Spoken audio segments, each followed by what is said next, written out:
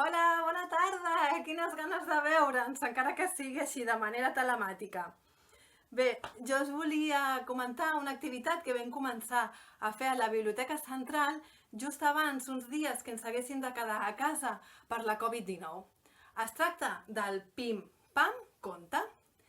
Tots els dimarts a les 5:15, una de les persones que treballa a la Biblioteca Central es donava una volta per la sala infantil i una miqueta per l'atzar i una miqueta pel nostre poder bibliotecari escollíem un llibre.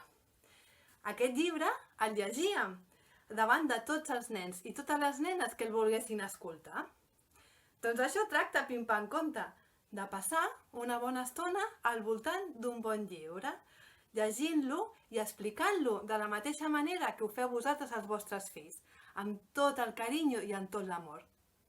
I nosaltres no ens en podíem estar de continuar fent aquesta activitat.